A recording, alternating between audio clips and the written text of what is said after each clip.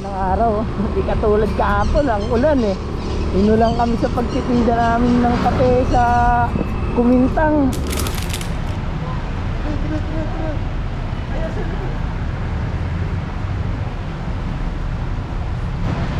Oh, yan.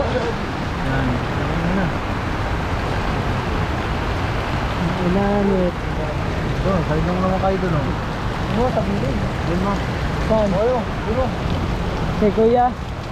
Oo, galing mo. Hindi mo matututo ba yan? Salamat.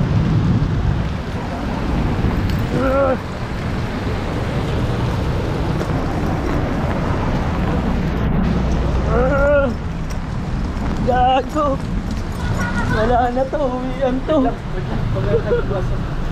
Uwian to. Basang-basa. Basang-basa kami. Pero yun, that's life. Ganun talaga. Today, short adventure tayo. So may bukal daw dito sa San Jose, Batangas. So titingnan natin mga kawaray. Kasi nagtingin ako sa Facebook kung maganda yung bukal. So walang masyado akong nakitang nag-upload. So ang nakita ko kasi 2016 pa yung upload na yun. So napakatagal ng panahon. Ilang taon na, almost 8 years nang nai-upload yung picture. At hindi ko alam kung ganun pa rin siya kaganda o mas maganda na siya ngayon. So ayan, yung boundary ng San Jose, papunta na ng Lipa. Ito San Jose. At ito Barangay Bukal nga. Barangay Bukal. So dito kakanan tayo. Hindi ko pa masyado kabisado. Tagmaan pa tayo. So 2.3 kilometers na lang. Okay. So parang may lakarin siya mga kawaray. Pero isa sa mga gusto ko yan, yung medyo naglalakad tayo. So hindi ko lang alam kung gaano kalayo yung lalakarin natin.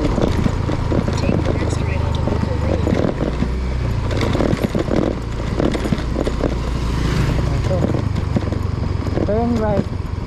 So dito sa lugar na to, sa Barangay Bukal, mga kawaray, marami rin ditong mga resort. Tulad na lang yung farm resort, MMDC Farm Resort.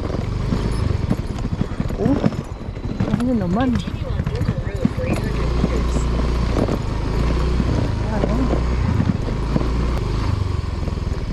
Kanina tayo magpapaalam. So ito, may pay parking dito. Ang tanong, saan pa yung lalakarin natin? Ito. So may lalakarin pa tayo.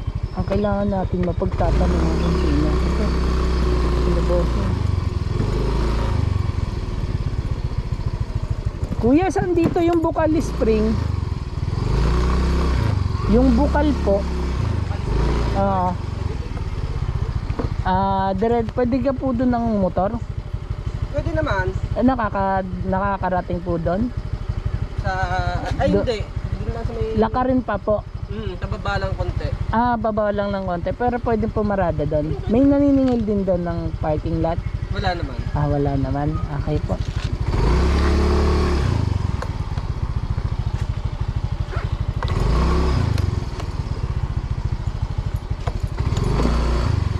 Pero diretso lang pala tayo.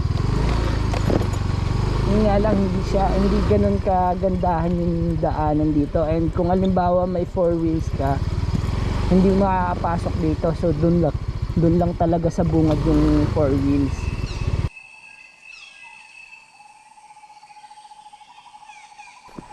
Tapos sabi nung napagtanungan natin, malapit lang naman daw yung lakarin dito. So baka pababa lang yun. Ayan Pero ang ganda mga oray dito Sobrang ganda. Ang sarap pagmasdan pag ganyan karaming puno, mga kawaray. Ayan. Pero may daanan dito. So hindi ko alam kung ito yung daanan papunta dun sa Bukal Spring. Try natin. Tara. Bahala na.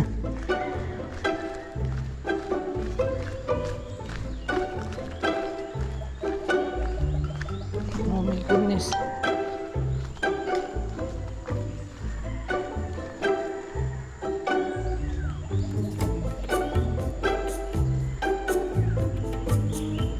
may ilog mga kawaray, pero hindi ko alam kung ito yung Bukal Spring.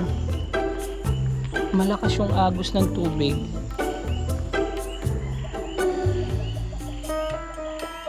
Ay, hindi ito. So, hindi ito. Hindi ito mga kawaray. Balik tayo sa taas. Hindi ito yung Bukal Spring. So, baka yung way na yun papunta doon. Alright. So, ito na yun mga kawaray. Ito yung nakikita kong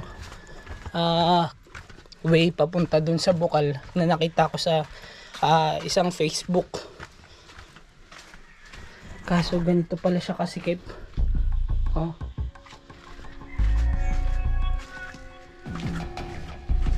Oh my goodness.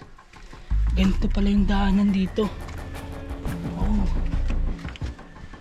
May tao.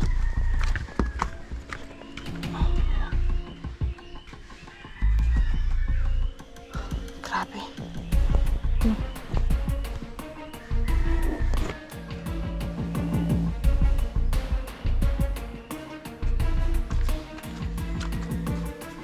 So may naririnig tayo naglalaba.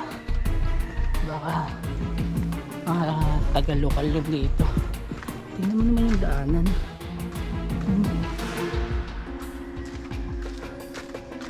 Ang laki ng tipak ng bato eh. Ayan.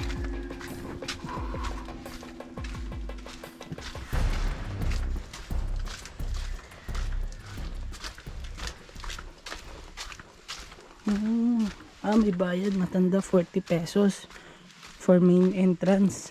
May bayad pala. Ito.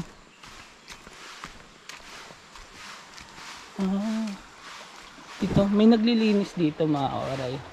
Magandang araw po.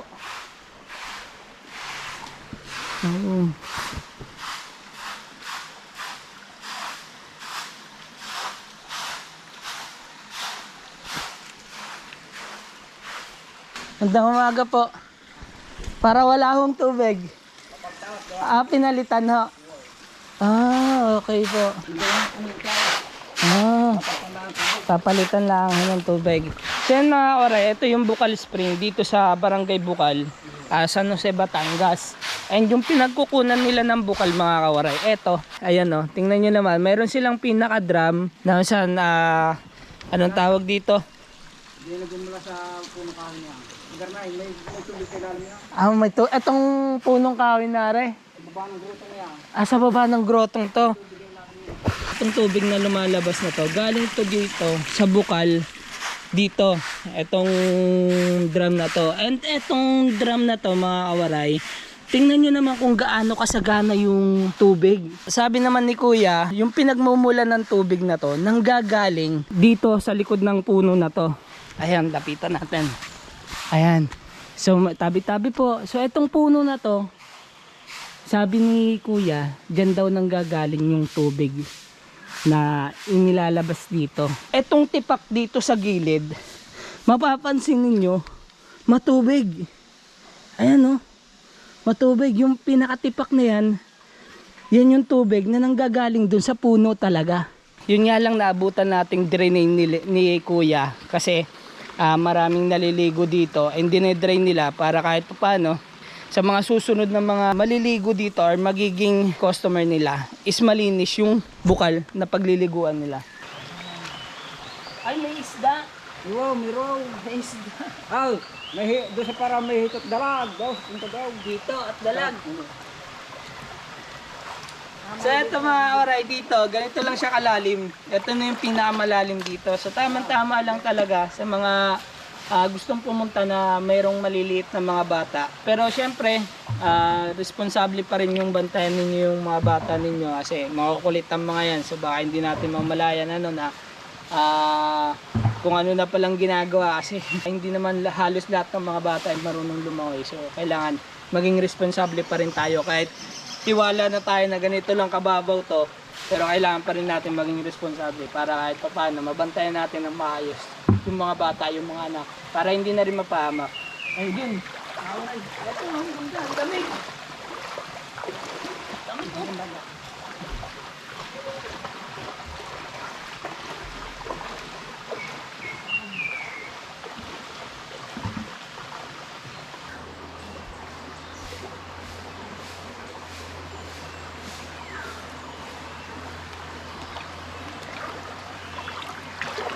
Ayun. Ito muna tayo.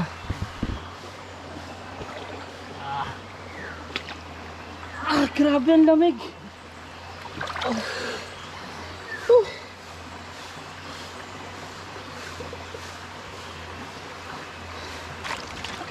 Bago tayo mga kawaray, baka hindi na rin natin maantay yung pagpuno ng tubig kasi sabi nila tropa hanggang alas 3 pa daw eh.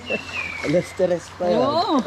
So medyo matagal-tagal yun mga kawaray, kaya dito magbabasa-basa na tayo, magtatampisaw na tayo.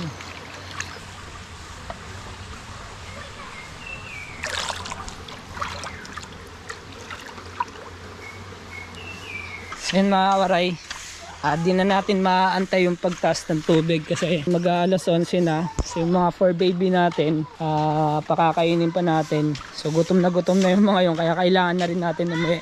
Di bale, kahit ganun pa man mga kawaray, babalik na lang tayo sa susunod dito. Siyempre, magpapahapon tayo ng punta dito para kahit papaano maabutan natin madami yung tubig. Pero sa ngayon naman, tumataas na rin naman siya and pwede na siyang liguan. So yun, napakaganda dito mga kawaray. Boss! Si Kuya pala yung napagtanungan natin sa taas. Kailangan na natin umuwi at talagang tanghali na. Okay, yan o. Tingnan nyo naman yung daanan dito. Papasok pa lang dito, ma-amaze ka na sa ganda ng makikita mo dito. Ayan o, tulad na lang yan.